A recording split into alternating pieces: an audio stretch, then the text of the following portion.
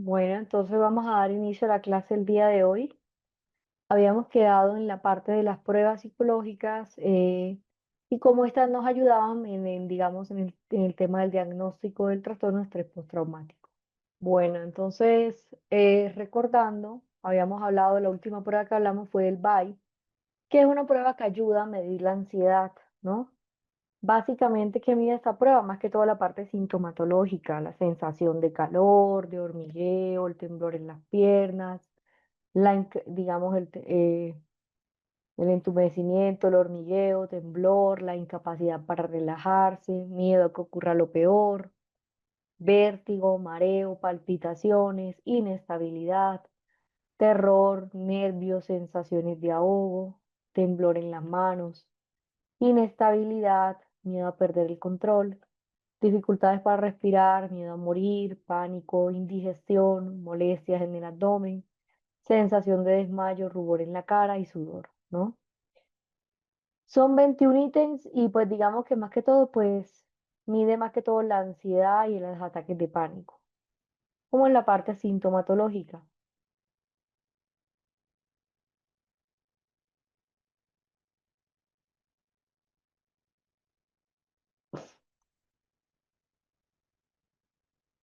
Ok, perfecto. Entonces recuerden que esta prueba pues es un inventario de ansiedad, fue desarrollada por Beck, ¿no?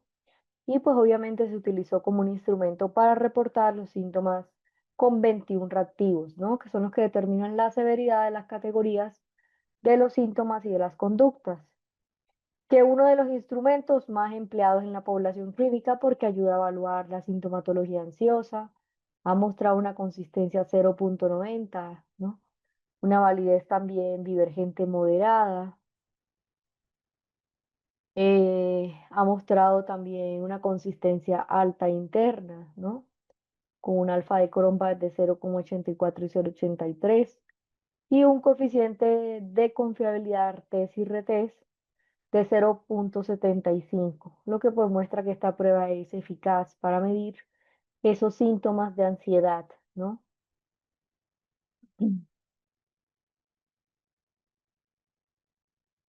Cuando nosotros hablamos de la consistencia interna, es cuando nosotros hablamos de, digamos,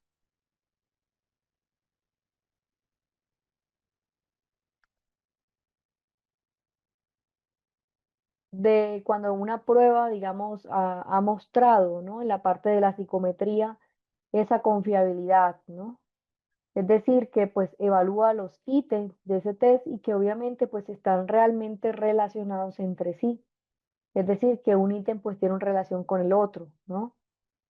Que cuando nosotros hablamos del alfa de Cronbach, por ejemplo, también estamos mostrando que hay una consistencia interna porque de alguna forma pues están validados los unos con los otros. Cuando nosotros hablamos de validez convergente, acá pues como aclarándoles esta parte, es cuando valida un constructo, ¿no? Que es lo que va a evaluar el test o el instrumento que mide o que propone medir y cómo se compara con otras medidas, ¿no? Por ejemplo, cuando están evaluando un constructo o uno similar. Entonces, digamos que miden el mismo constructo, pero que están relacionadas entre sí. Entonces, digamos que la validez convergente, pues que se relacionan los constructos entre sí. O sea, lo que está midiendo la parte sintomatológica. Y cuando hablamos de confiabilidad de test y retest, es cuando, digamos que al aplicar una prueba psicológica, se ha mostrado que la prueba es fiable, ¿no? O sea, es fiable o confiable porque pues va a evaluar, digamos, ese instrumento en un tiempo y va a medir lo mismo, que los resultados pues van a ser consistentes a pesar de ser administrado a las mismas personas en momentos diferentes de su vida. Entonces que pues obviamente no hay cambios también, digamos, desde el constructo evaluado, ¿no? Cuando hablamos de confiabilidad de test y retest es que los test, lo que miden no va a cambiar, ¿no? Si obviamente se aplica bajo las condiciones similares o a las mismas personas, no va a cambiar pues el porcentaje de la prueba, ¿no? Pues diferente que si lleva un tiempo la persona que ya, digamos, está en tratamiento, que está tomando medicación, pues obviamente va a cambiar, pues posiblemente lo que está midiendo, pero pues si la persona sigue en las mismas condiciones, a pesar de un tiempo y se le vuelve a aplicar la misma prueba, pues van a ser resultados similares, ¿no?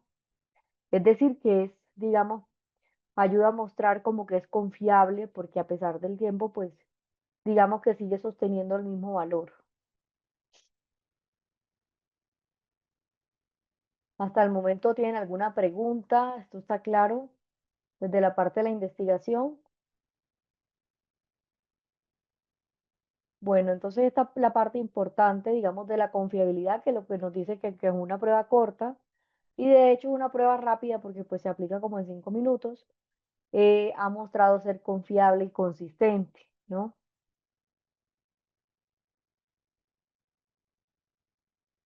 Ok, entonces cuando se aplica esta prueba, pues digamos que dependiendo del puntaje, es decir, si la persona pone 0, pues no suma, si pone 1, pues suma 1. Y pues la idea es que se sumen los 21 ítems, lo que marcó la persona, y pues ya miremos qué tipo de ansiedad presenta, ¿no? Si es leve, mínima, moderada, grave. Entonces, digamos que, pues obviamente, todo este tipo de pruebas también dependen, digamos, de la circunstancia que está atravesando la persona, de, digamos, si tiene como esa cultura para entender lo que le están preguntando en las pruebas, ¿no?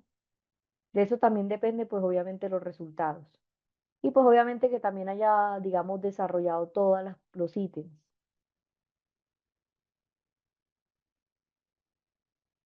En cuanto a los síntomas somáticos, se centra predominantemente en esos síntomas físicos de ansiedad, como vemos que es la palpitación, la sudoración, los temblores, todo lo que tiene que ver con los trastornos de ansiedad desde el componente somático. Y como sabemos, pues también identificar obviamente si hay trastorno de pánico, que pues obviamente también hay aspectos cognitivos desde la ansiedad que son presentes en estos trastornos, como vemos que es la fobia, ¿no? El trastorno obsesivo compulsivo. Que podemos tener en cuenta que el BAI es una herramienta útil para evaluar la severidad de la ansiedad y que esta no reemplaza la evaluación clínica completa, pero que digamos que una vez realizada por un profesional, pues se recomienda que sea realizada por un profesional de la salud mental, ¿no? Que si vamos a aplicar esta prueba, también la idea es que nosotros pues pretendamos, digamos, emplear un tratamiento o una intervención. Otro elemento importante es que las adaptaciones culturales desde el BAI tengamos en cuenta que hay diferentes contextos culturales o lingüísticos y en especial pues también las versiones cuando son adaptadas o validadas de una población específica que también garantizan la precisión o la relevancia de los resultados.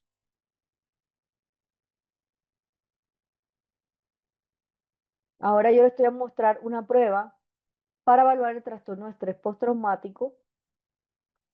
Esta prueba se llama la escala de gravedad de síntomas del trastorno de estrés postraumático. Se califica muy parecida, por eso traté de buscarla como igual a la anterior. ¿Y qué es lo que califica ella? Y califica que, digamos, ustedes ponen pues los nombres, ¿no? Los datos, digamos, personales. Y una vez se haya diligenciado esto, también notan como ese suceso traumático. Y pues acá es importante que notemos, por ejemplo, si por ejemplo es 0, pues no corresponde, no suma. Ya sabemos que 1 suma 1, 2 suma 2, 3 suma 3. ¿Qué van a poner? Pues obviamente hace cuánto tiempo, meses o años, la persona tiene ese suceso traumático. ¿Qué ocurre, digamos, actualmente? Por ejemplo, ¿qué estaría ocurriendo? ¿No? Otro elemento que tenemos que tener en cuenta es, digamos, eh, que digamos que cuando vamos a calificar, por ejemplo, 0 es nada, 1 tienes una vez a la semana o menos de poco, 2 responde a 2 a 4 veces a la semana y 3 habla de 5 o más veces a la semana, ¿no? Cuando hablamos del suceso traumático, pues simplemente las características de ese suceso.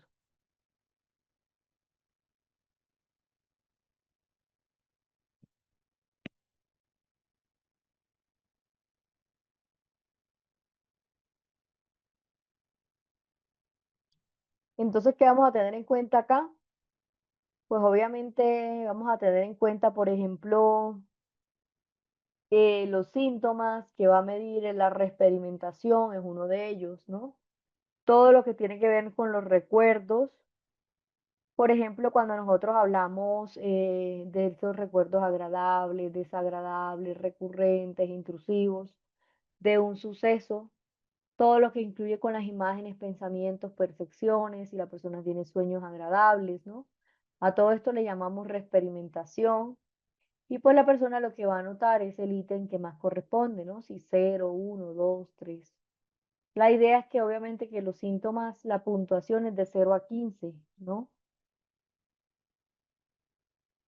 De esos síntomas de reexperimentación.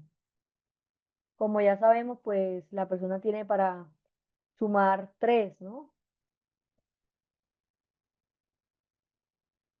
Entonces digamos que si marcara 3 en todos los ítems, pues daría 15, ¿no? Que ese sería el porcentaje alto de la reexperimentación.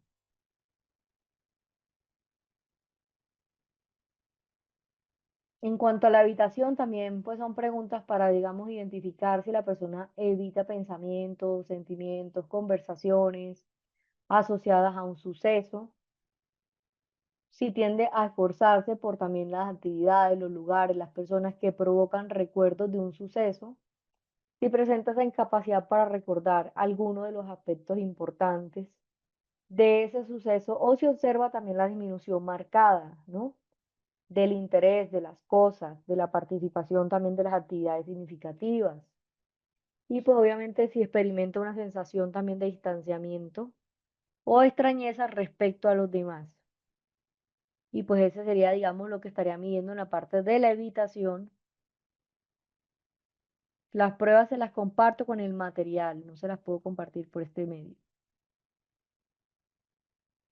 Recuerden que toda esta información está en el material de estudio y pues obviamente las personas que lo quieran tener, pues hablan con el coordinador Joaquín Lora, ¿no? Les recuerdo esa parte.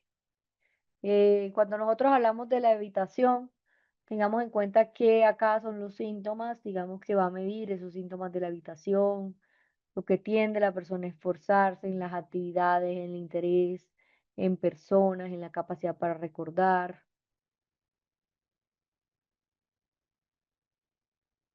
También aquí lo que va a medir, pues obviamente es de 0 a 15, y pues tengamos en cuenta que ya al sumar, digamos, en la escala global, pues digamos cuánto rango dio, ¿no? Si dio 15, cuál es la puntuación, digamos, obtenida, ¿no? De manera global. Aquí obviamente sería,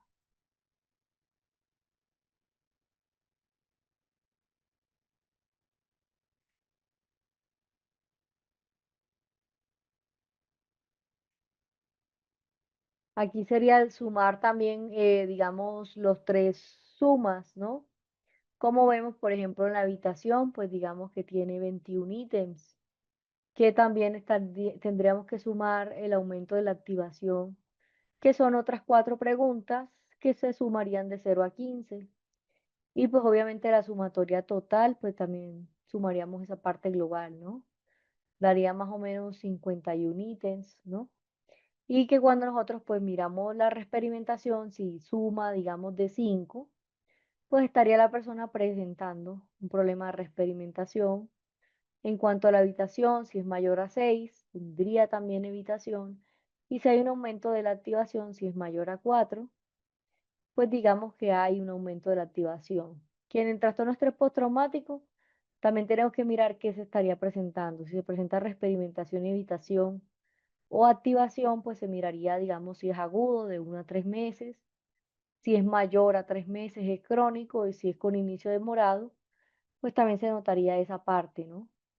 Y si, por ejemplo, si hay experimentación, evitación y activación, pues también se miraría si es de 1 a 3 meses, pues sería agudo. Crónico sería mayor a 3 meses y con inicio demorado, pues sería, digamos, mayor a eso. Espero que haya quedado clara la calificación de esta prueba. Es muy parecida a las otras que ya hemos visto y pues digamos que ayuda a medir más que todo la parte sintomatológica de la reexperimentación, la evitación y el aumento de la activación.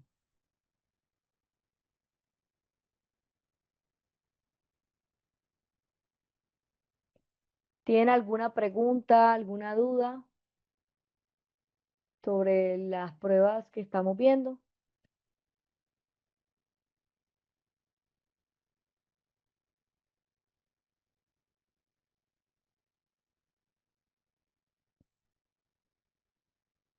Regálame un minuto, voy a poner las siguientes diapositivas.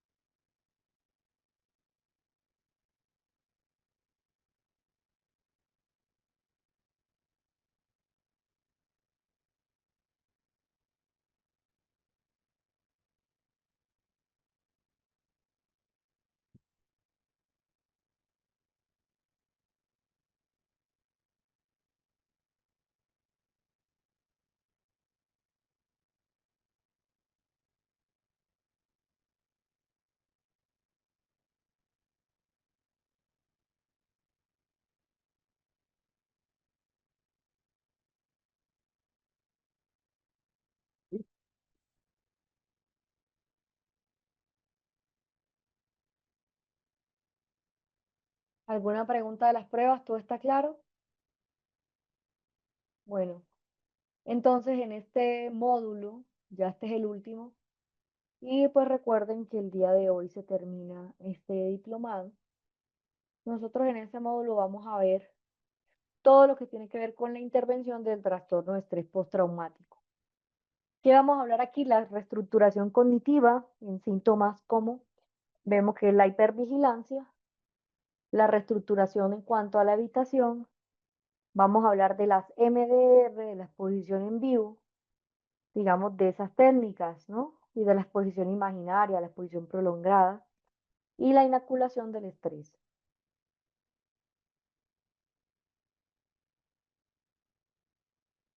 Se llama escala de gravedad de síntomas del trastorno de estrés postraumático, si no estoy mal.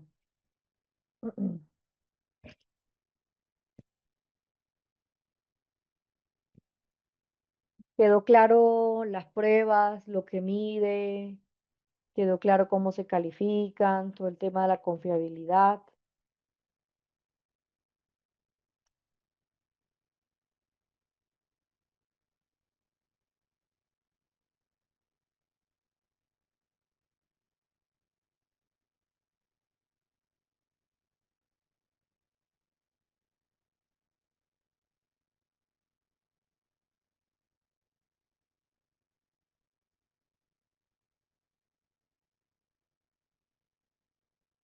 Entonces, digamos que en este módulo, pues lo que vamos a abordar es todo el tema de la intervención en caso del trastorno de estrés postraumático desde la perspectiva cognitiva, las MDR y las técnicas también que están basadas en la evidencia. Cómo debemos de hacer un abordaje adecuado, ¿no? Todo ese diseño de esa intervención basada en esa evidencia científica y en la mejoría de esa sintomatología asociada.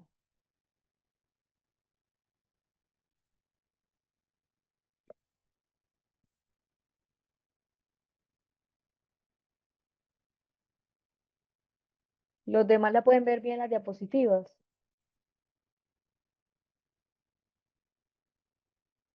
Los demás ven bien las diapositivas.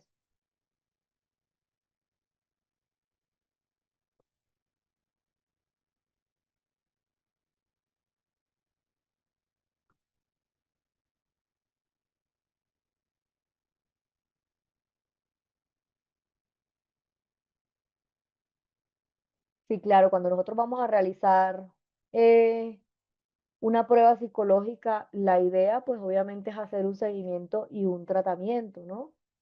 No solo quedarnos en la fase del diagnóstico porque de nada sirve pues decir a la persona tiene depresión, tiene trastorno de estrés postraumático, pero pues la idea es obviamente el tema de la intervención, eso es lo más importante. Ah, pues se tapa porque puse el chat, pero en este momento ven bien las diapositivas, porque por ahí me dicen que la ven borrosa.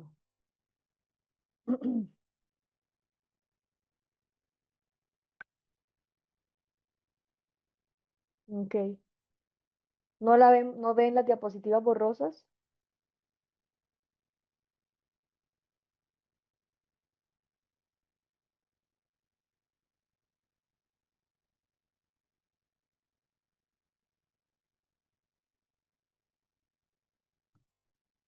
Ok, perfecto. Entonces recuerden que acá pues la parte importante pues es tener en cuenta esa perspectiva, ¿no? Cognitiva, pues obviamente todo lo que tiene que ver con esa evidencia científica, el abordaje adecuado, las técnicas que son, digamos, aplicadas, ¿no? En esa intervención científica y que también pues logran esa mejoría científica, digamos, desde esa parte sintomatológica social. Ok, perfecto.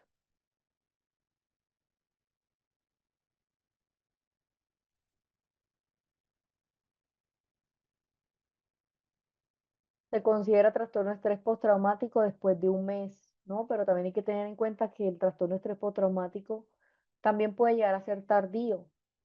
A veces los síntomas no aparecen, digamos, en ese momento, sino al tiempo. Ok. Entonces, cuando nosotros hablamos de los síntomas desde la reestructuración cognitiva, una parte importante es utilizar todo el tema de las terapias cognitivas, las que tienen que ver con los trastornos de ansiedad, para identificar ese trastorno de estrés postraumático, los estados de alerta excesiva. Por ejemplo, cuando nosotros notamos esa hipervigilancia, la respuesta aprendida también, digamos, desde la hiperalerta o de las posibles amenazas, e incluso cuando notamos pues que no hay un peligro ya sea real o presente, que en cuanto a la reestructuración implica identificar, cuestionar, modificar esos pensamientos automáticos que son los que se mantienen y cuando hablamos de reestructuración, digamos, hablamos de ese paso a paso para aplicar esa reestructuración a esa hipervigilancia.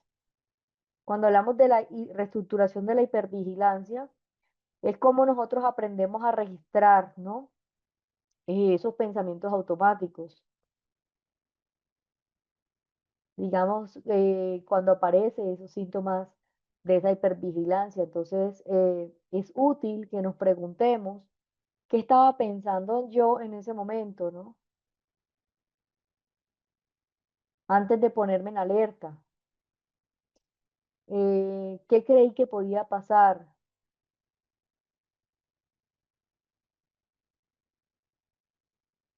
¿Qué sensación corporal tuve? ¿No?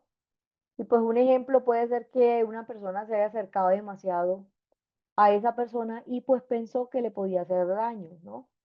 Y pues obviamente, ¿qué estaba pensando? Pues obviamente, cuando hablamos de la hipervigilancia, pues acá se trata de reconocer la respuesta, pero también conocer cuando esto ya no es útil, cómo diferenciamos ese presente del pasado, cómo modificamos las interpretaciones catastróficas, cómo recuperamos la seguridad interna, ¿no? Y en cuanto a la identificación de los pensamientos también, ¿no? Esa identificación de esos pensamientos automáticos. Por ejemplo, ¿qué podría estar la persona pensando o sintiendo, ¿no? Algo me va a pasar, no puedo relajarme. Las creencias intermedias, por ejemplo, si me relajo estoy en peligro. Creencias centrales, no estoy a salvo, el mundo es peligroso. Y pues la respuesta física es esa tensión muscular, esos sobresaltos, esa fatiga. Y pues la conducta sería escanear constantemente y evitar obviamente que algo malo me suceda.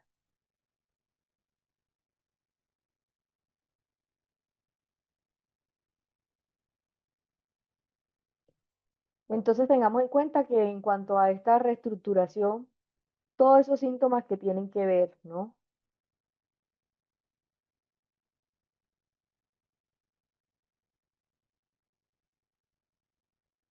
Ahora vamos a hablar de evaluar la evidencia y es cuando nosotros ponemos un poco, digamos, cómo ponemos objetivamente esos pensamientos, ¿no? ¿Qué pruebas tengo, por ejemplo, para pensar que eso es verdad? ¿Qué me hace pensar que esto es cierto? ¿Hay alguna forma de interpretar esta situación?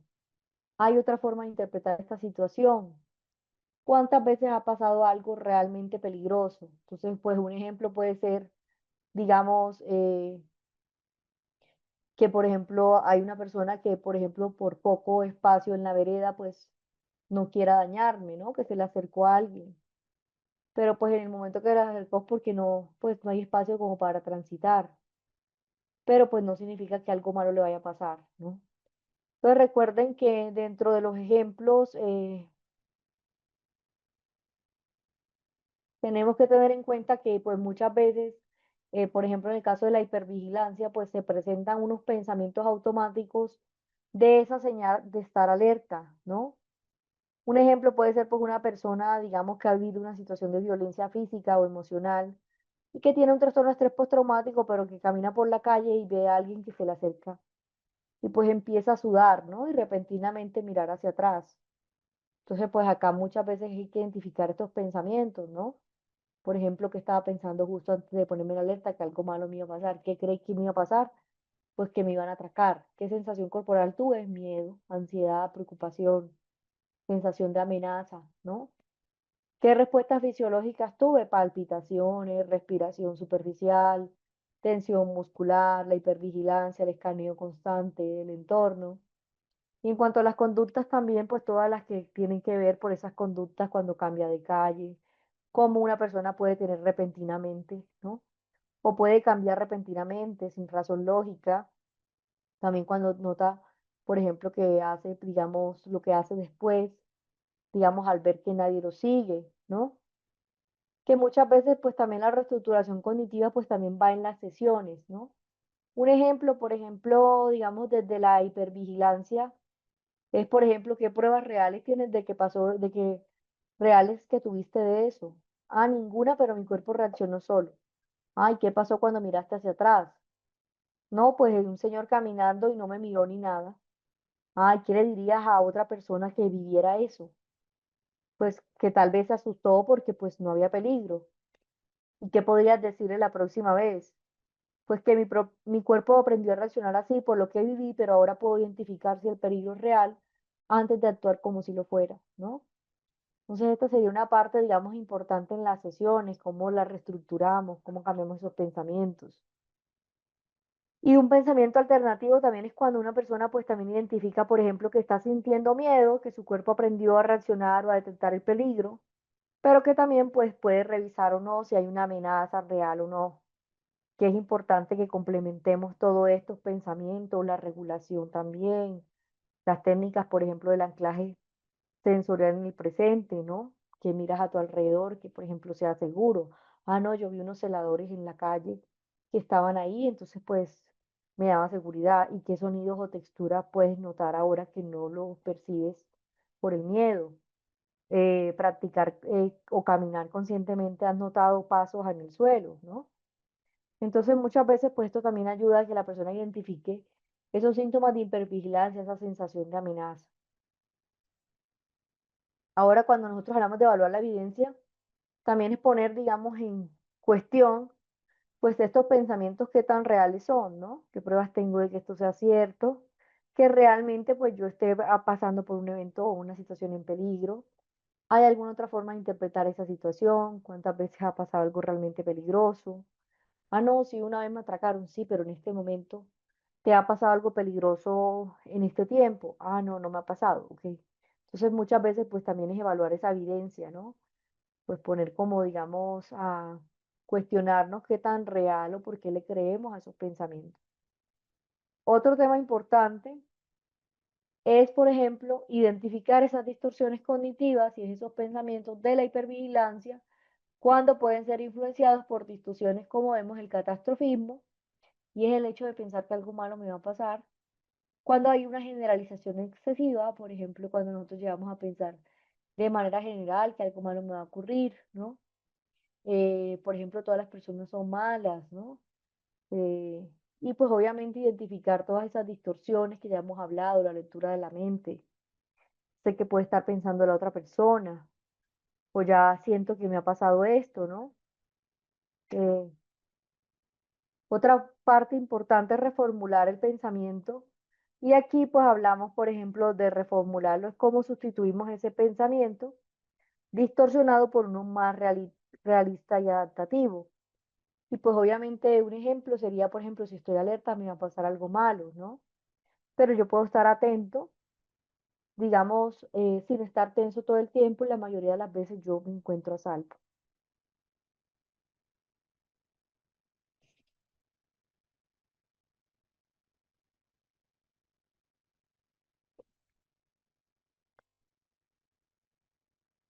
Ahora es importante que practiquemos la exposición progresiva y aquí también notamos, por ejemplo, todo lo que tiene que ver cómo practicamos esa exposición o esa regulación emocional.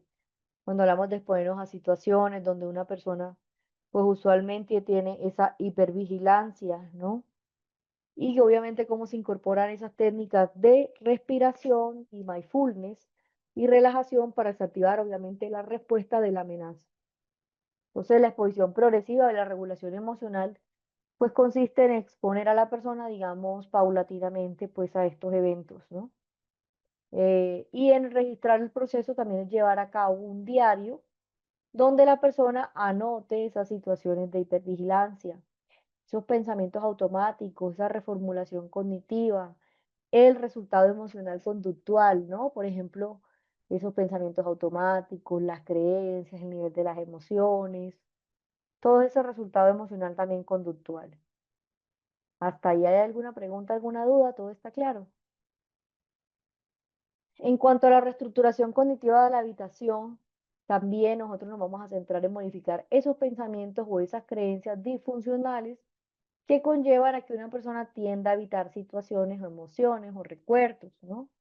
Y pues cuando hablamos de esto es que nos vamos a centrar que muchas veces a largo plazo puede esto incluso llegar a empeorar el malestar, porque si yo tiendo a evitar, pues a corto plazo me voy a sentir más tranquila, pero a largo plazo pues el malestar va a ser mayor en el momento de la exposición.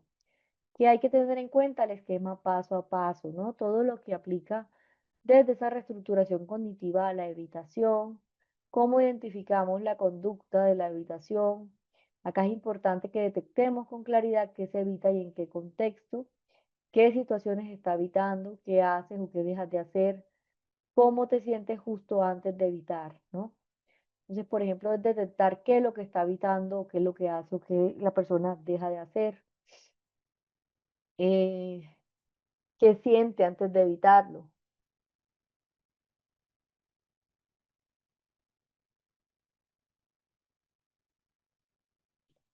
Y pues muchas veces hay personas que pueden decir,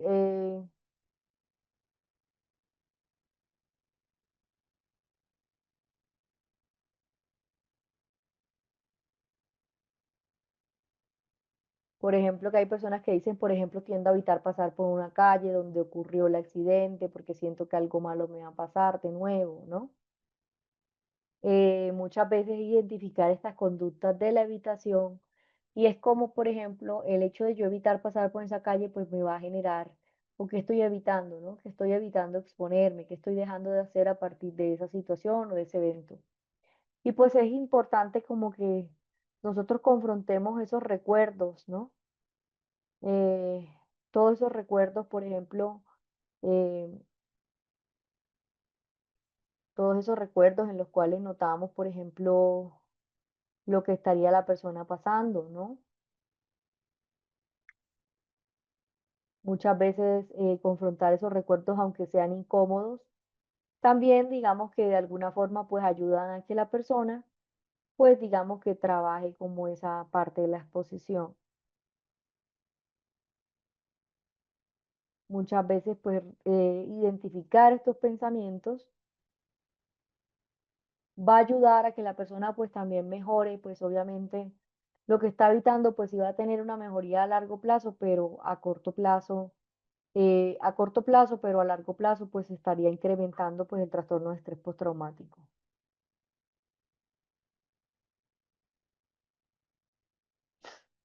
Entonces es importante que nosotros identifiquemos qué es lo que queremos evitar, ¿no? ¿Qué es lo que hacemos o qué hemos dejado de hacer a partir de esa situación? ¿Cómo me siento cuando lo hago, ¿no? Que también es importante que aprendamos a detectar las creencias que están relacionadas con un trauma y todas ellas pueden llegar a ser rígidas, catastróficas, que están centradas en la culpa, ¿no? Por ejemplo, todas las que mantienen esa evitación, digamos, todas aquellas en las cuales nosotros miramos, ¿no? Por ejemplo, el mundo es un lugar peligroso, por ejemplo, todas esas que muchas veces pueden llegar a mantener esa habitación, por ejemplo, no puedo confiar en nadie, fue mi culpa, no lo voy a poder recordar, no lo voy a poder soportar. Y es importante que cuestionemos los pensamientos y sobre las dudas que hay desde la forma lógica y de la evitación. ¿Qué evidencia tengo de que ese pensamiento es cierto? ¿Qué pasaría si enfrento la situación o estoy exagerando el riesgo o subestimando mis recursos? Que es importante evaluar y cuestionar las creencias, ¿no? Por ejemplo, cuál es la ayuda que tiene un terapeuta o cómo notamos esa autorreflexión guiada, ¿no? Por ejemplo, cuando nosotros notamos, por ejemplo, estos comportamientos, por ejemplo, qué puede conllevar a esa persona, digamos, en creer, por ejemplo, que esto que está evitando, pues sí le ayuda o que no, ¿no? Y que qué evidencia tengo de que es real o no, que si yo dejo de pasar por esa calle, pues algo malo me va a ocurrir o algo malo voy a evitar, ¿no? Porque creo que esa creencia es verdadera, esa creencia me ayuda o me perjudica. Y pues también, ¿qué le diría yo a una persona si pasara, pensara pues en esto, ¿no? Si pasara, digamos, en esta misma situación, ¿qué le diría? Y es importante reformular estos pensamientos disfuncionales porque nos ayudan a tener una versión más equilibrada y compasiva y basada en los hechos. Muchas veces estos pensamientos también, por ejemplo, si yo vuelvo a un lugar o si vuelvo a ese lugar me va a pasar lo mismo, ¿no? ¿Cómo identificamos el lugar? Me recuerda a un trauma, pero hoy en día estoy a salvo. Es importante que evitar pues solamente va a mantener mi miedo. Y después también nosotros entender, por ejemplo, que evitar, pues obviamente va a generar que quede como más inflexible esos pensamientos.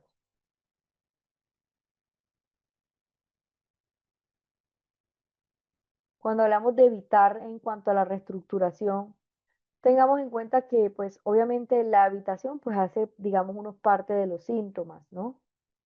¿Y cuál es la importancia, pues, de evitarla?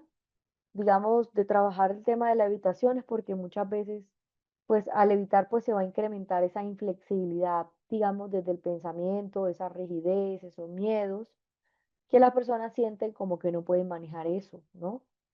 Por ejemplo, las creencias, por ejemplo, de que si yo voy me va a pasar lo mismo, ¿no? Y eso también es una falsa creencia, pues creer que nosotros vamos a poder controlar todo lo que nos vaya a ocurrir en el futuro. Que en la reestructuración cognitiva, pues es también entender, por ejemplo, qué ayuda a esa persona, pues a identificar esa evidencia, ¿no? Para, digamos, hablar de ello, ¿no? Porque muchas veces, pues, si yo evito hablar, pues también no significa que vaya a sanar. Entonces, pues hay técnicas también sugeridas para trabajar ese tema de reestructuración y es una de ellas evaluando pues la evidencia real o no, o percibida, ¿no? ¿Cómo diferenciamos una amenaza real o una amenaza, digamos, que yo percibo? Porque una cosa es el contexto que yo puedo interpretar de una situación y otra es realmente una amenaza real. ¿Cómo conectamos lo que evitamos con lo que yo quiero sanar, ¿no? Y pues es importante también trabajar como ese entrenamiento para tolerar obviamente el malestar emocional. Porque pues obviamente el hecho de evitar el malestar emocional es lo que hace que yo ni siquiera quiera pasar por ahí o ni siquiera quiera hablar de eso, ¿no? Que hay que trabajar en ese, digamos, malestar y normalizar pues esas sensaciones, ¿no? Hay personas que pueden tener situaciones, digamos, desde la evitación, como puede ser el miedo a hablar de lo que le pasó, y la emoción pueden sentir miedo o vergüenza. En el pensamiento automático me voy a desmoronar, en qué estoy evitando es el recuerdo o la emoción, y pues qué dice esto de mí, que soy débil, y cuál es la alternativa real o compasiva, pues yo tengo recursos para ir y puedo ir a mi ritmo, ¿no? Entonces es importante que nosotros también identifiquemos en cuanto a la reestructuración, digamos, los elementos para cuestionar por qué yo quiero evitar cierta situación, ¿no? ¿Qué es lo que me hace pensar que yo estoy segura si no paso por ese lugar? ¿O qué me hace pensar que me va a pasar lo mismo, ¿no? A favor o en contra de la situación.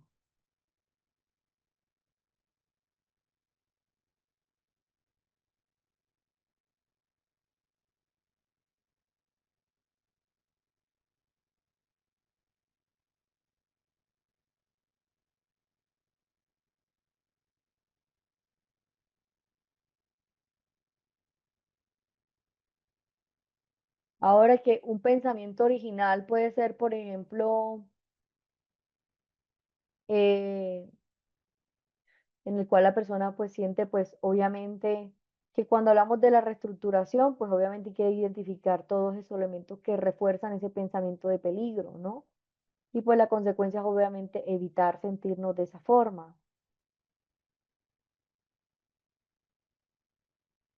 Hay que siempre explorar las creencias que sostienen esto y es la creencia de que yo puedo mantenerme a salvo, si me expongo me va a abrumar el miedo, no tengo el control, estoy en un peligro constante, no puedo manejar lo que siento, el mundo es un lugar que no es seguro. En el diálogo socrático, en la reestructuración, un ejemplo puede ser qué te hace pensar que pasar por ahí es peligroso para ti en el día, ¿no? Como ese día, porque es el mismo sitio y todo se siente igual, dice la persona. Y ha cambiado las condiciones desde aquel momento. Sí, ahora hay más vigilancia, nunca me ha vuelto a pasar. ¿Y tu miedo viene de lo que te ha pasado afuera o viene de lo que tu cuerpo te recuerda? No, pues yo creo que lo que mi cuerpo recuerda. Ay, ¿qué pasaría si pasas por ahí con alguien de confianza primero? Me daría miedo, pero podría hacerlo, ¿no? Entonces miren que obviamente un pensamiento alternativo es pues ese lugar también que nos recuerda algo muy doloroso, pero también los recuerdos que yo tengo cuando también yo recuerdo que estoy a salvo. Todo lo que yo necesito, pues obviamente no necesito evitarlo para yo sentirme bien. Y esto también hay que abordarlo, ¿no? Que en la acción terapéutica muchas veces está esa exposición, como por ejemplo que la persona vea una foto, que hable del evento con el terapeuta, que pase por la calle, ¿no? Caminar por esa zona con alguien de confianza, y solo, o quedarse en unos minutos, registrar esos pensamientos también de antes, durante, después, y también evaluar, por ejemplo, los temores si se cumplen o no, cómo nosotros evaluamos o reforzamos esas creencias correctivas. Fui, no pasó nada malo, ¿no? Y pues obviamente es tener en cuenta, por ejemplo, ese hecho, digamos, de pasar por el barrio, me va a pasar algo otra vez, esa emoción sería miedo, me pasó una vez, nunca me ha vuelto a pasar, pero aunque ahora es de día, pensamiento alternativo es, si fuera un hecho aislado, pues ahora estoy más seguro, ¿no? Y ir en taxi también por la calle. Entonces es importante que nosotros identifiquemos que hay que evitar, por ejemplo, para sobrevivir, acercarnos para recuperar el control y que siempre pues también la seguridad o el ritmo que también tiene un paciente, ¿no? Hay que dejarlo a su ritmo, pero también es importante que cuando vaya a tener esa exposición, digamos, que sea gradual, ¿no? Que no se haga, digamos, de un momento a otro. Y pues siempre en su ritmo. Nosotros no podemos forzar pues que la persona, digamos, lo haga si aún no se siente preparada, si no tiene, digamos, esas herramientas para regular esa parte emocional. Que hay también pensamientos originales, por ejemplo, yo no voy a pasar con esto, ¿no? O yo puedo sentirme incómodo, puedo llegar a enfrentar esa situación, pero esto me va a dar más control o más confianza. Y pues también tengamos en cuenta que la exposición gradual con la reestructuración cognitiva, o sea, ambas, reducen lo que yo enfrento y pues nos ayudan también a identificar esos estímulos que evito y pues todos los que aplican también a los nuevos pensamientos. Un ejemplo es la jerarquía de la exposición y es también pensar en ese lugar traumático. Y es lo que hablamos de esa exposición imaginaria, ¿no? Solo pensar en ese lugar o ver fotos, pasar del lugar en un auto, caminar por esa calle acompañado, ¿no? Caminar solo con técnicas de regulación emocional. Pero miren que primero pues sería pasar, pensar en el lugar, ver fotos, caminar por la calle, caminar solo, ¿no? Un paso a paso, reestructurar esa parte cognitiva.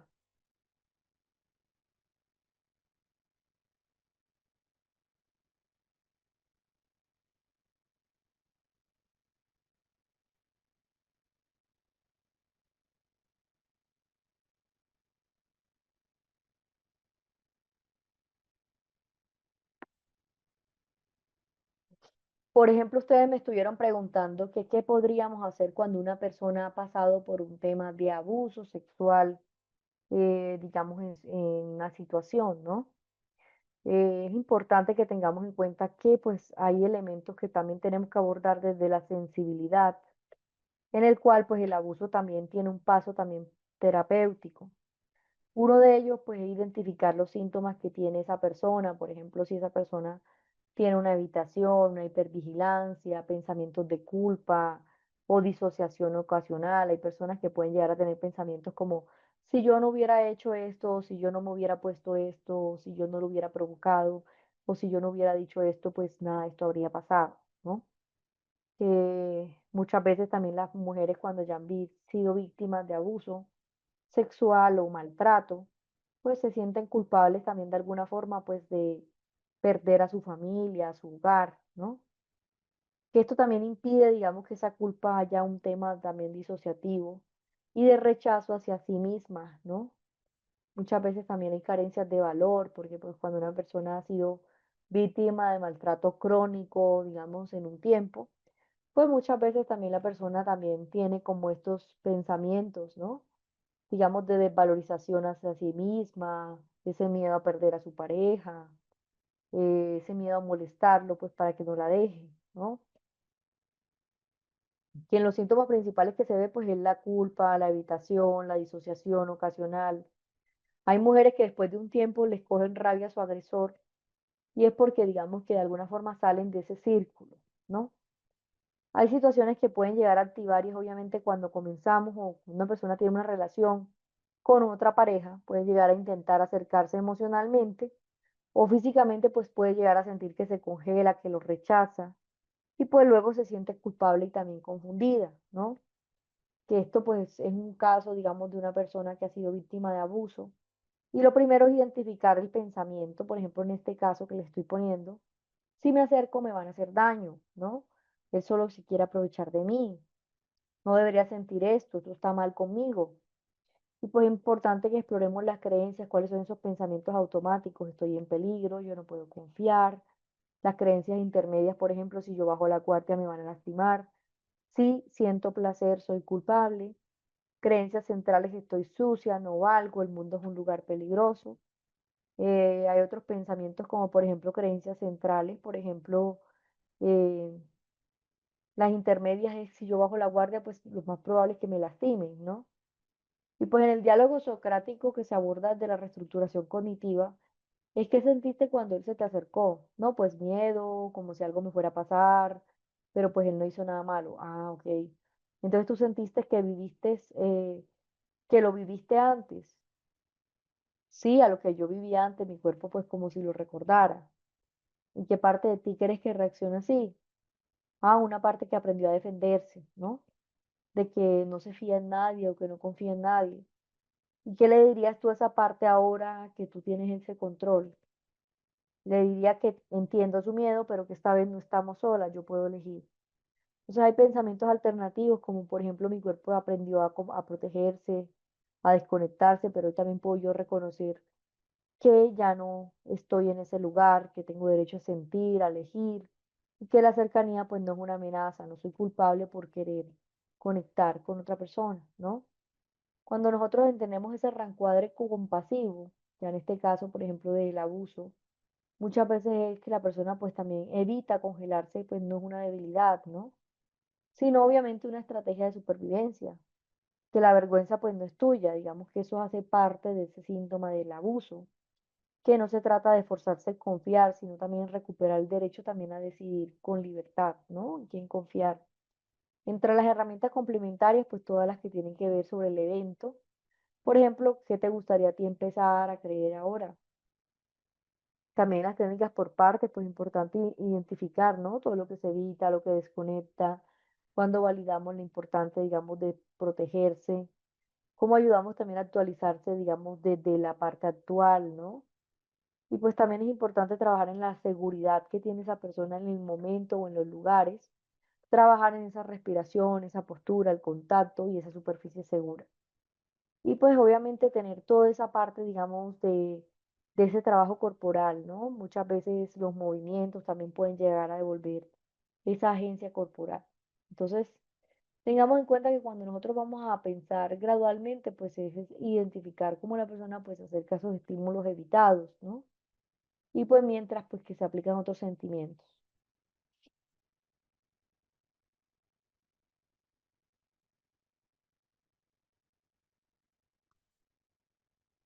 Es importante que registremos los avances. ¿A qué me refiero con esto? Con anotar, por ejemplo, lo que sucede en una situación evitada, en un pensamiento que pueda surgir. ¿Qué nuevo pensamiento se formuló? ¿Cómo te sentiste después de enfrentar esa situación? Reforzarla positivo también, celebrar los logros, los pequeños que sean, la exposición exitosa. Y también cuando se debilita pues el patrón de esa habitación. Es importante que reforcemos los eventos, el paso a paso, ¿no? Registremos esos avances también, porque pues obviamente así es una forma también de impulsar a que la persona pues continúe con sus avances.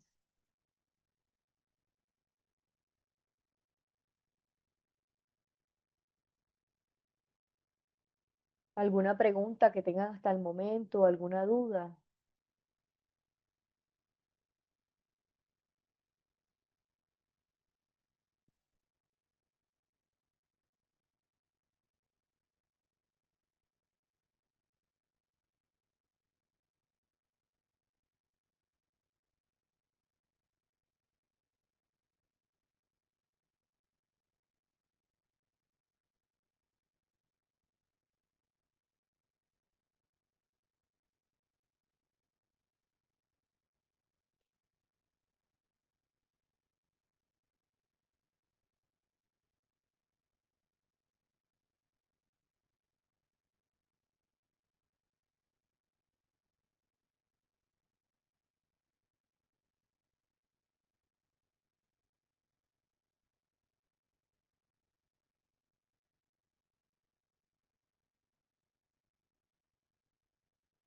A las 9:30.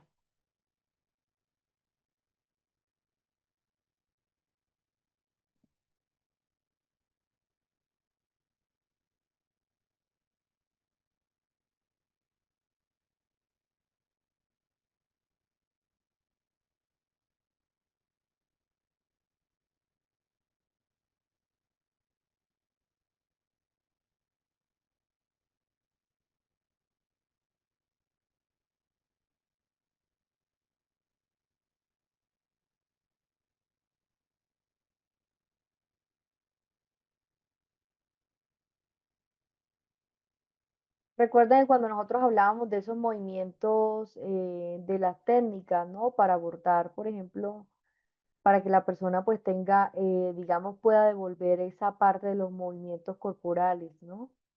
Digamos, como por ejemplo, cómo trabajamos corporalmente, con que la persona pues tenga, digamos, esa activación adecuada, ¿no? Cuando hablamos de la agencia corporal son intervenciones más que todo en lo somático, como por ejemplo, cómo hacemos que la persona reconecte con su cuerpo de forma segura, voluntaria. Cuando reestructura, por ejemplo, ese control percibido y ese control también de su cuerpo. Agencia corporal es la capacidad que hace que una persona tenga, como por ejemplo el control de su cuerpo, yo decido cómo y cuándo me muevo, estoy dentro de mí, estoy desconectado, congelado, lo que siento es mío, puedo manejarlo, ¿no? Que los objetivos de los movimientos es también conectar con ese cuerpo en el aquí y en el ahora. Cuando recuperamos, por ejemplo, esa sensación de elección, cuando contrarrestamos la parálisis o el colapso o la hipervigilancia, y cuando evitamos la estimulación, digamos, como que todo es suave, lento o emocional o opcional. Pero muchas veces, pues, que la persona sienta cómo va, digamos, a controlar, digamos, sus movimientos corporales, ¿no? Digamos que eso también tiene un paso a paso.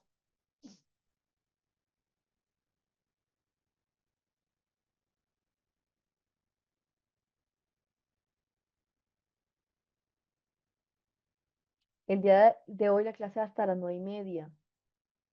Entonces le llegó el formulario de las preguntas, que vamos a abordar el día de hoy.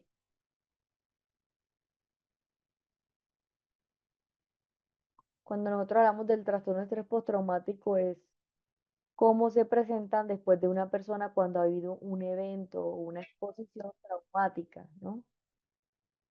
Básicamente, pues necesitamos, digamos, pasar por un evento traumático para experimentar estos pensamientos.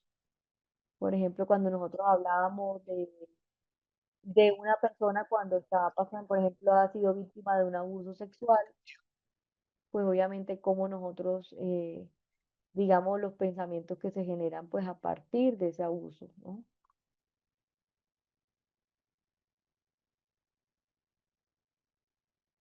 Muchas veces pensamientos de minusvalía, no valgo la pena, estoy sucia.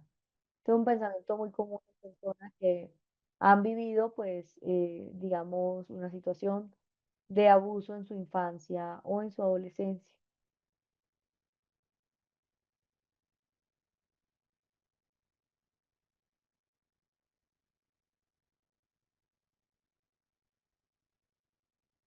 Claro que sí, yo te voy a mandar aquí el número del señor Joaquín Lora para que tú puedas comunicarte con él. Regálame un minuto, por favor.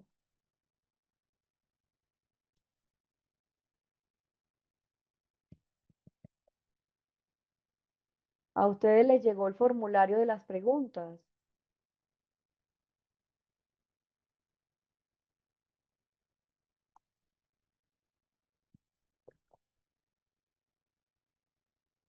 el que mandan por el chat.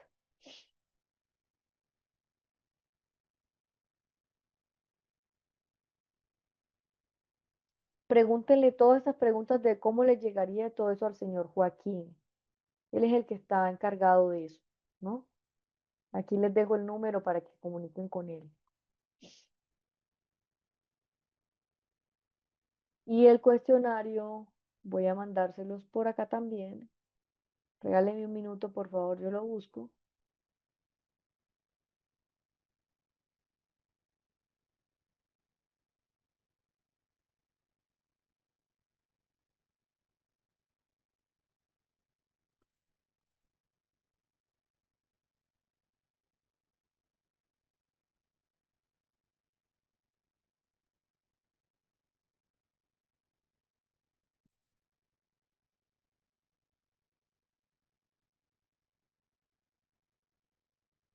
Ah, ok, perfecto. Bueno, a los que de pronto no lo tienen, se los voy a mandar por acá. Por favor, esperen un minuto.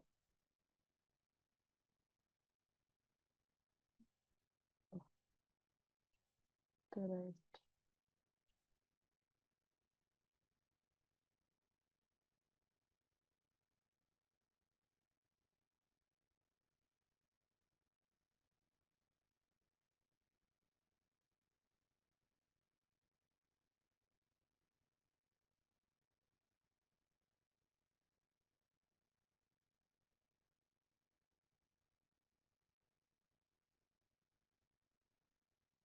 Acá se los envío para que lo puedan realizar.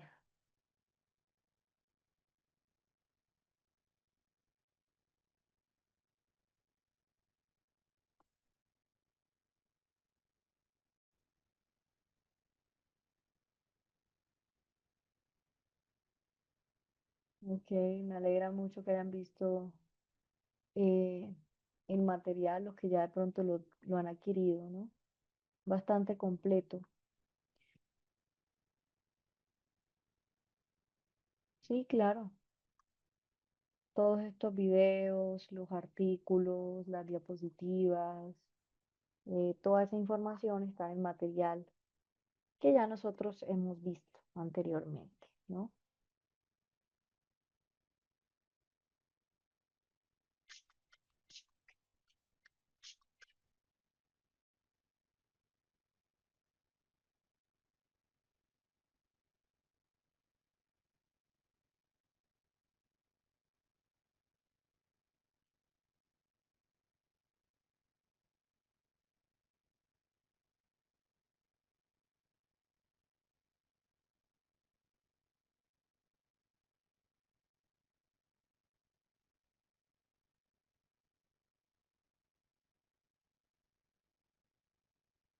Por aquí me dicen que se sintieron identificadas y agradezco por ese material, ¿ok?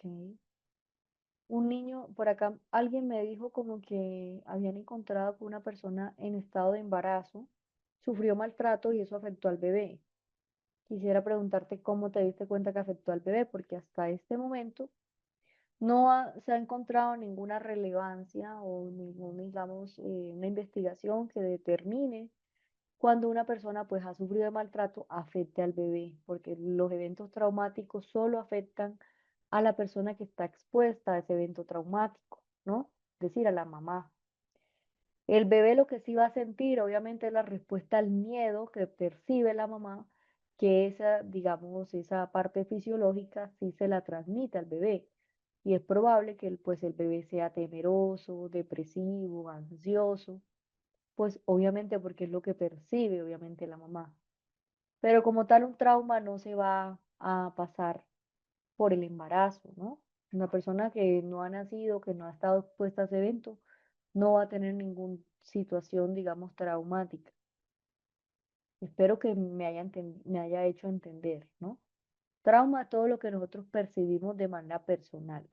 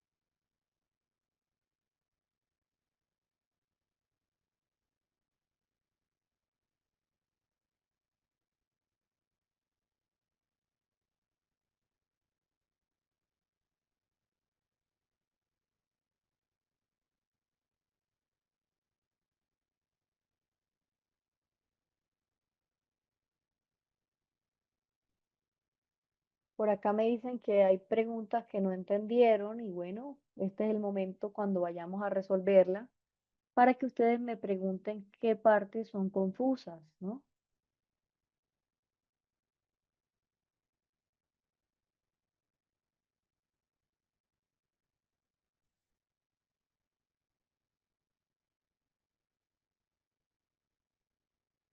Ambiguas y confiadas, ¿a qué te refieres?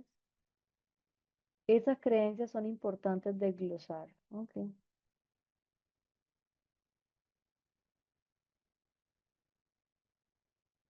El material, como se los comenté, es el que están en unas carpetas de cada módulo que hemos visto. Hay una carpeta y en esas carpetas pues ustedes van a encontrar todo lo relacionado con esos temas.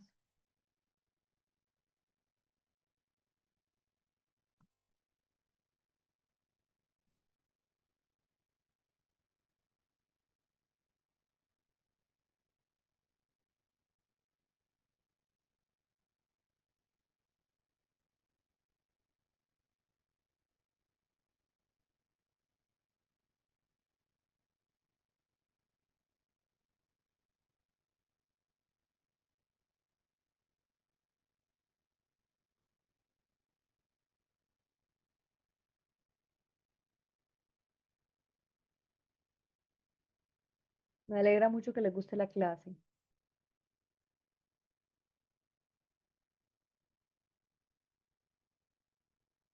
El material, digamos, de este diplomado es con el señor Joaquín Lora para que hablen con él.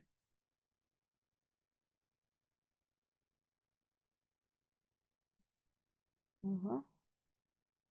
Ustedes se comunican con el señor Joaquín Lora y él les envía el material, ¿no? Bueno, entonces vamos a continuar. Si no tienen alguna otra pregunta o alguna otra duda, me la pueden decir, ¿no? Entonces es importante que hagamos un registro de los avances, ¿no? Que no anotemos, digamos, en un registro qué pensamientos, qué situaciones la persona evita, los pensamientos cuando son formulados, cómo se sintió al enfrentar una situación.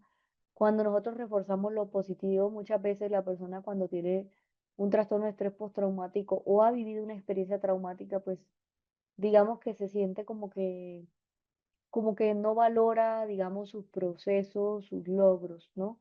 Y aunque sean pequeños, es importante que también hablemos de lo que se va hablando, lo que se va abordando. Y esto también ayuda a mejorar ese vínculo y ayuda a que la persona pues también, digamos, entienda que esto es un proceso, ¿no? Un proceso incómodo, porque pues no es un proceso cómodo, pero es un proceso que requiere un tiempo y que también pues vamos notando esos avances, ¿no?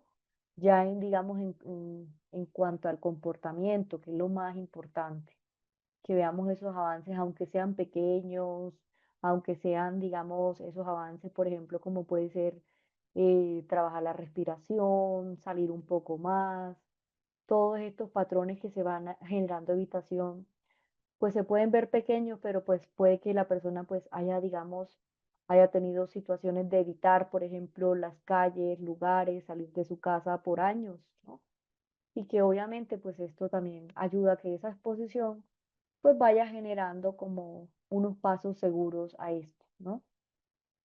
Otro elemento importante es que cuando acá les muestro ese registro, ¿qué es lo que vamos a registrar, no? Primero la situación evitada, por ejemplo, volver al hospital. Pensamiento automático, no voy a soportarlo. Emoción, miedo. Nueva creencia, es difícil, pero yo puedo hacerlo, ¿no? Y obviamente esta nueva creencia se presenta cuando ya la persona pues fue al hospital, ¿no? Y el resultado lo hice, me sentí ansioso, pero orgulloso, porque pues lo logré, ¿no? Que es importante que también integremos esas posiciones, esas emociones evitadas, como muchas veces está la culpa, la tristeza. Es importante que las validemos, que las expresemos y que resignifiquemos pues esa parte importante que también es fundamental en este proceso.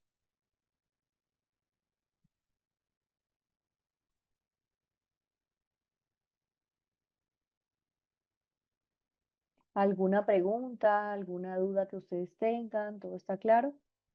Entonces acá yo les muestro otro ejemplo de esa reestructuración cognitiva desde la evitación. Entonces, por ejemplo, una situación evitada, no voy a volver al lugar donde ocurrió el accidente, ¿no? El pensamiento automático, me va a pasar lo mismo, yo no estoy a salvo. Emoción asociada, miedo intenso a esa y obviamente esa ansiedad, ¿no? Nueva interpretación, ese lugar no es peligroso en sí, estoy en el presente y no en el pasado. Acción tomada o plan de exposición, pues obviamente cuando yo miro las fotos del lugar por 5 minutos y respiro hondo. Y resultado de la reflexión, sentí ansiedad, pero no pasó nada. Estoy dando un paso importante. Entonces, este también es un registro, pues que lo importante es que nosotros tengamos en cuenta las situaciones que evita la persona, el pensamiento, la emoción, la nueva interpretación, la acción tomada y el resultado que es la reflexión que le damos a eso, ¿no? A ese evento.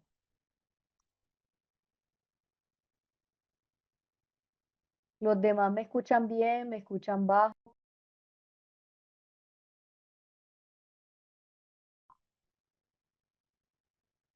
me escuchan bien. A mí me parece que me escuchan bien, ¿no?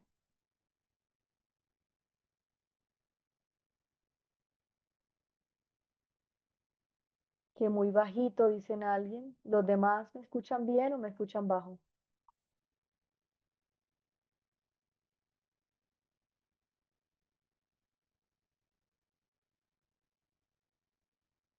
¿Y los demás me escuchan bien o me escuchan bajo? Y al subir el volumen me escuchas bien. Puede ser la señal de ustedes, ¿no? Porque otras personas me dicen que me escuchan bien. Ok,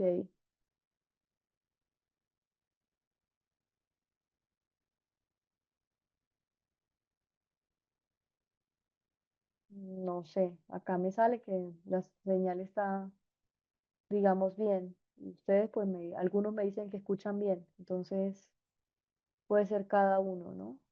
Digamos, su conexión, no sé. Bueno, lo importante es que cuando nosotros vamos a generar esa reestructuración cognitiva de la evitación, tenemos que abordar esas situaciones evitadas, esos pensamientos, Las emociones cuando están asociadas, la interpretación, la acción tomada o el plan de la exposición y el resultado también desde la reflexión.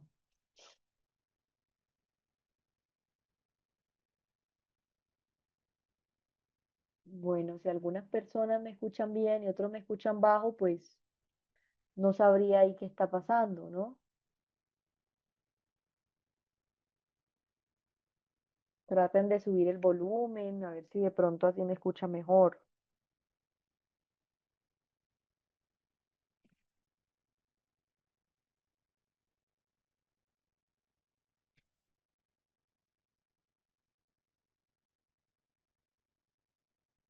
Bueno, entonces, teniendo en cuenta esta información, cuando nosotros hablamos de la reestructuración cognitiva desde la evitación, pues hay que mirar como todos los elementos, como las situaciones, los pensamientos automáticos, las emociones asociadas, la interpretación también, digamos, a ese evento o a esa situación, qué acción tiene esa persona, por ejemplo, o cómo ha sido su plan de exposición, ¿no?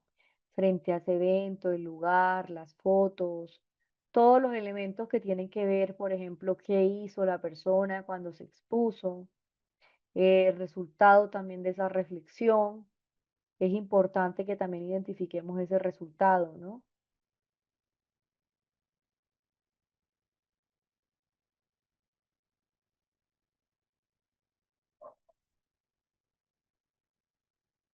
Dentro de la exposición, ahora vamos a hablar de las técnicas relacionadas con la exposición. Cuando nosotros hablamos de la exposición, aquí hablamos, por ejemplo, de todas esas situaciones en las cuales una persona tiene ya sea un estímulo, ¿no? Por ejemplo, un estímulo ya sea interno, ya sea externo, como muchas veces pues esto va a presentar esa persona en que tenga, digamos, una dificultad, ¿no? Por ejemplo, cuando notamos que la persona pues se expone de forma interna o externa a eso que quiere la persona evitar. Es importante que acá nosotros entendamos que cuando nosotros aplicamos esta técnica desde la imaginación, pues también lo que tiene que ver, por ejemplo, cómo yo vivo según esos casos, esas situaciones consideradas, esa exposición también, todo lo que puede incluirse sobre esos eventos traumáticos, las pesadillas, cuando nosotros escuchamos la cinta, las grabaciones, las descripciones también de esos elementos mismos, ¿no? Por ejemplo, cuando nosotros notamos el hecho, por ejemplo, que una persona, por ejemplo, dibuje o juegue con los niños, ¿no? Y pues obviamente cuando nosotros hablamos de esas técnicas de exposición, ya sea en vivo, que es en algunos casos, como por ejemplo cuando la persona se expone, por ejemplo, a esos elementos temidos, como por ejemplo es cuando tiene miedo, por ejemplo, después de un accidente, a las motos o a todo lo asociado a las motos, a lugares, a personas, lugares donde le pasó de pronto un asalto. Y pues obviamente es identificar también cuáles son los elementos que la persona pues tiene como digamos en consideración después de esa exposición. Cuáles son los elementos que han repercutido, por ejemplo, en esa persona, ¿no? Para presentar, digamos, este tipo de grabaciones o este tipo de elementos.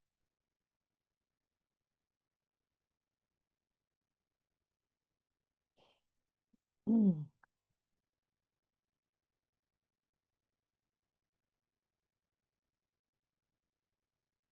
Entonces recuerden que cuando nosotros hablamos de inoculación del estrés, es importante que enseñemos a a a estas personas, a estos clientes, que tengan habilidades para abordar estos elementos en su vida, ¿no? Como vemos que algunas reacciones pueden verse desadaptativas y que muchas de ellas tienen que ver con el hecho cómo se ha inducido a un trauma o cómo esto incluye, digamos, en la exposición. Que en la reestructuración cognitiva de la exposición es importante que también abordemos de forma combinada con la exposición, no solamente digamos la forma de reestructurar las creencias, sino también exponer a la persona a esos elementos temidos. Por ejemplo, cómo esto ayuda a que la persona tenga una terapia desde ese procesamiento cognitivo y la exposición, pues también cuando es conjuntamente con esa reestructuración cognitiva, pues hace un énfasis. Por ejemplo, las personas cuando han sido víctimas de violación en el trastorno de estrés postraumático, esa terapia pues ha sido adaptada ya sea a personas, por ejemplo, cuando una persona tiene un trastorno de estrés postraumático, o por ejemplo, digamos, hace, por ejemplo, que cuente con otros tipos de traumas, ¿no? Por ejemplo, cuando nosotros presentamos ya en la parte terapéutica o cognitiva, el énfasis también de revivir esa parte inimaginable del trauma, ¿no? Y pues obviamente cuando hablamos de revivir esa parte, pues obviamente a través de la técnicas de exposición y técnicas obviamente de la reestructuración cognitiva. Muchas veces se le pide a la persona que se grabe hablando de esa exposición imaginaria cuando recuerda ese evento traumático en unas cintas y pues obviamente también ayuda a que la persona pues escuche esas cintas, pero que paulatinamente pues lo trabaje con maneras de manejar el estrés, como por ejemplo la respiración, como puede ser el grounding, para anclarse pues en el ahora. Y pues al escucharlo, pues al, digamos, al ser también una forma, digamos, de repetir esas grabaciones, pues hace que la persona, pues digamos, que trate de ver esos eventos como una situación que le ocurrió, pero que también lo vea como más lejano a ese evento traumático, ¿no? ¿Alguna pregunta de esa técnica de exposición? ¿Alguna duda? Eso que estamos hablando es la técnica de exposición imaginaria.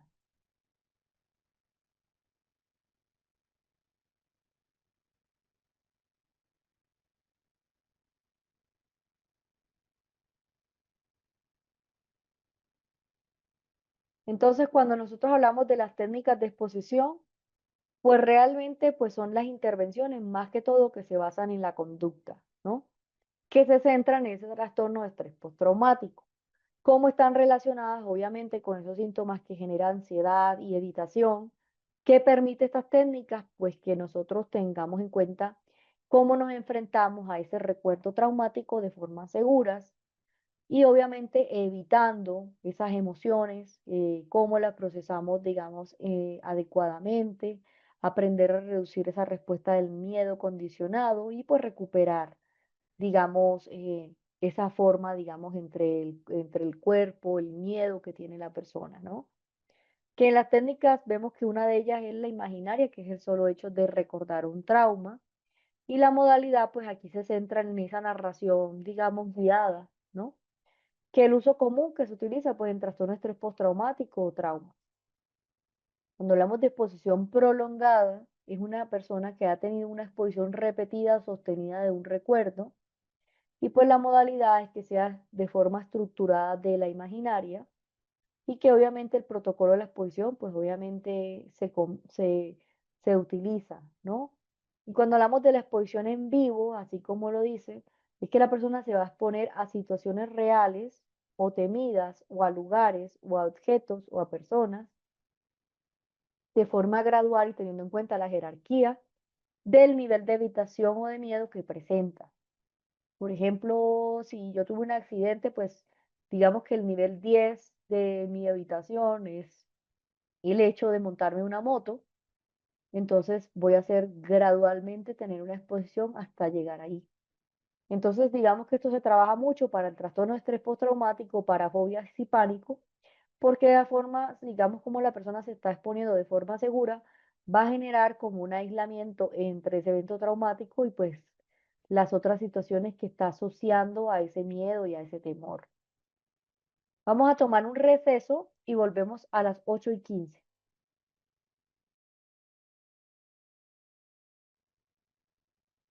Bueno, vamos a continuar. Por acá veo, estoy viendo los comentarios que me han hecho.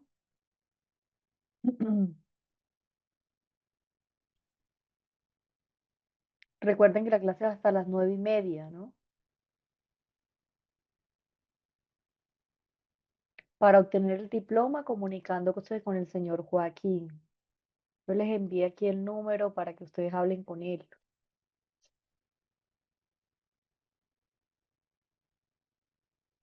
Eh, recu- Recuerden que nosotros tenemos un receso, ¿no? De 15 minutos para, digamos, tomar un café, pararnos, realmente lo que ustedes deseen. Bueno, entonces estábamos hablando de la exposición y estábamos hablando de esa exposición en vivo imaginaria, ¿no? Cuando hablamos de la exposición imaginaria, ¿qué es?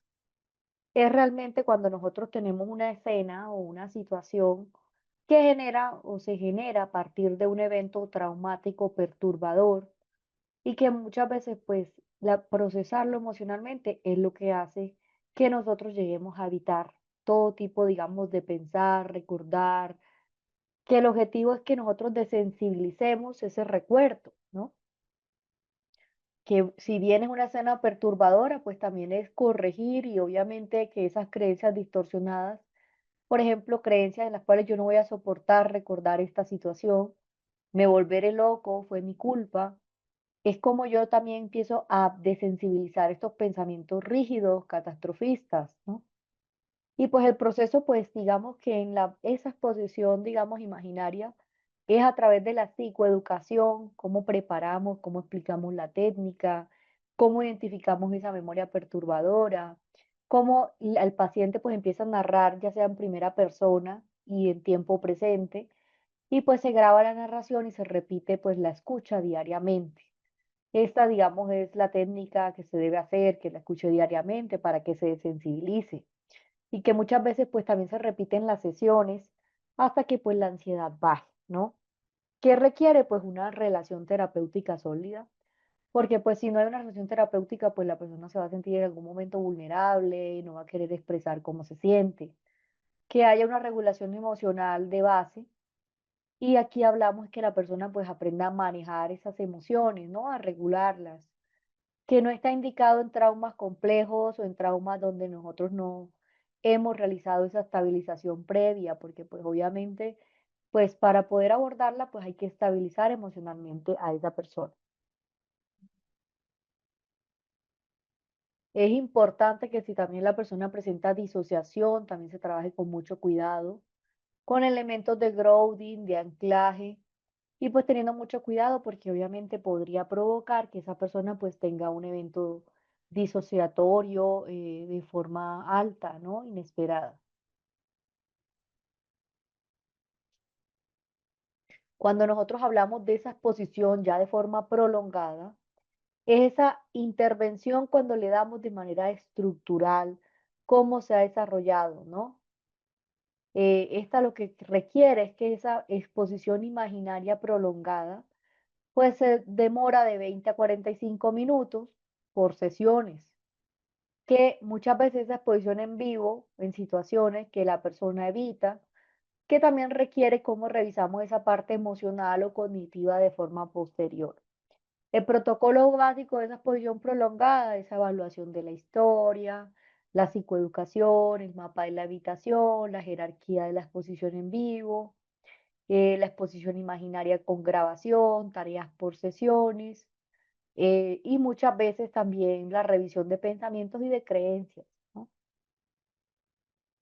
Digamos que esa exposición imaginaria va a demorar un poco más que la exposición imaginaria.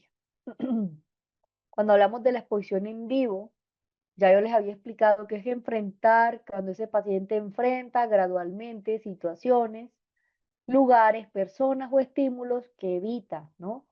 Por ejemplo, que muchos de estos pensamientos están asociados a un trauma y que muchas veces pues ya esto ya no genera ni representa un peligro para la persona. Por eso es que digamos que de alguna forma pues va a enfrentarse de forma segura, ¿no? Mm. ¿Qué tenemos que tener en cuenta? Obviamente un elemento es descodificar ese miedo, reducir la evitación que tiene la persona en su comportamiento a todos los elementos o estímulos que cree que son peligrosos, corregir la creencia de, por ejemplo, no puedo tolerarlo, es peligroso. ¿Cómo le explicamos? Pues la jerarquía también de situaciones tenidas, ¿no? De 0 a 100. También comenzar con las de menor intensidad. Cómo realizamos la exposición también hasta que la ansiedad disminuya o la persona se habitúe o la integre. Y también es importante que evaluemos esos pensamientos antes, durante y después. Muchas veces repetir hasta que esa situación se vuelva neutra o manejable. Un ejemplo, pues obviamente ver un noticiero que muestre elementos de violencia, ¿no? Miedo anticipado, 30. Pasar por una calle asociada al trauma, 70. Ir sola al lugar del evento, pues 95, ¿no? Entonces, digamos que la comparación es como nosotros en la parte imaginaria simplemente usamos esa, digamos, esa exposición de esa memoria traumática, que se requiere que también genere, obviamente, esa persona haya tenido un trauma una sola vez, ¿no? Hay que tratar de, digamos, tener en cuenta que si se puede utilizar mal una técnica de exposición, puede generar una revictimización si no aprendemos a contener esas emociones o la intensidad de la crisis, ¿no? Por eso es que no todos los terapeutas pueden hacer este tipo de terapias, porque pues muchas veces si no se trabaja anteriormente la regulación emocional, los protocolos a seguir, ¿no? La regulación emocional en todo momento, la intervención en crisis, pues la persona puede llegar a revictimizarse y pues obviamente va a volver a sentir con mayor intensidad esas emociones, ¿no? Y pues además de eso se va a ir angustiosa, se va a ir, digamos, estresada a su casa y pues esa no es la idea es que se vaya tranquila, que se desactive, digamos, de alguna forma esa memoria, ¿no? Esa memoria traumática, por así decirlo. En la posición prolongada también es usada para el trastorno de estrés postraumático y pues esta más que todo es usada con esa narrativa frecuente en la cual nosotros tenemos que tener en cuenta la memoria y el contexto y que la disociación pues también hay que trabajarlo porque si una persona se utiliza mal puede llegar a tener una disociación si no le presentamos como elementos de anclaje, ¿no? Para que obviamente esa exposición prolongada pues no vaya, digamos, a perderse en su pensamiento, en sus recuerdos y pues vaya a tener una situación en la cual crea que le está pasando en ese momento, ¿no? En vivo también tenemos que tener en cuenta que pues es utilizada desde esa evitación conductual, desde, digamos, cómo se activa por los estímulos externos, todos los elementos que nosotros queremos evitar, que nos recuerdan ese evento traumático. El riesgo es el abandono si se fuerza demasiado, ¿no? Si uno fuerza, digamos, demasiado a esa persona a que se exponga al elemento que está evitando, personalmente, pues va a abandonar la terapia, va a abandonar el proceso y pues obviamente va a quedar esa exposición en vivo de forma activa.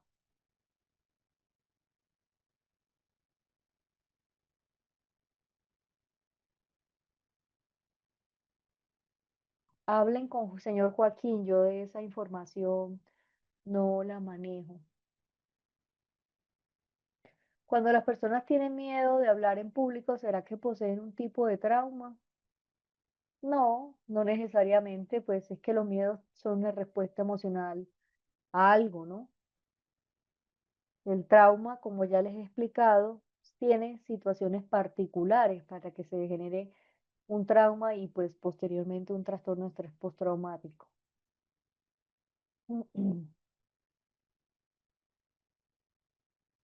Entonces recuerden que pues obviamente tenemos que tener en cuenta la exposición, la escucha, aprender a manejar esa gestión emocional cuando se presentan esas reacciones desadaptativas, pues obviamente a eventos o a elementos traumáticos.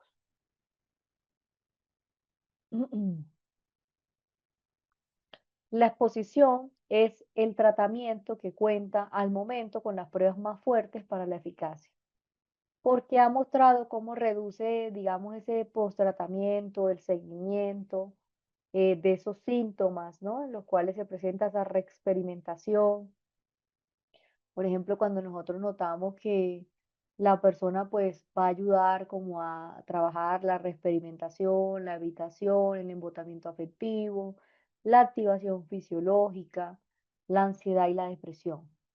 Que la exposición y la estructura cognitiva muchas veces ayudan a mejorar diferentes síntomas individuales en el trastorno de estrés postraumático y pues también las características que están asociadas a la depresión y la ansiedad o la desesperanza, ¿no? Muchas veces hay pensamientos de desesperanza en los cuales la persona pues tiene esas creencias, por ejemplo, jamás podré superar esto, ¿no? Esto, estoy roto para toda la vida. Y estos pensamientos pues muchas veces de desesperanza y de depresión se anclan en la vida de la persona y pues hacen que por mucho tiempo la persona se sienta, digamos, de esa forma. Y muchas veces también se pueden generar comorbilidades también con, con la depresión, ¿no? con la depresión y con estos síntomas.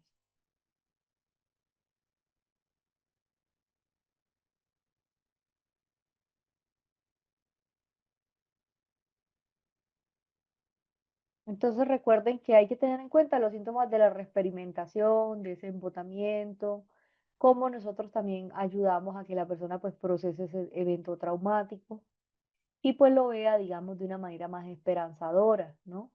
Cuando nosotros hacemos una reestructuración cognitiva, muchas veces esos pensamientos rígidos son los que conllevan, digamos, a una depresión como tal, que muchas veces llegan también de pensamientos automáticos y esas creencias se vuelven más inflexibles, que muchas veces a lo largo de la vida la persona reafirma esos pensamientos y es lo que también va a prolongar esa depresión, esa ansiedad. Otro elemento importante es la desensibilización del procesamiento de movimientos oculares, ¿no?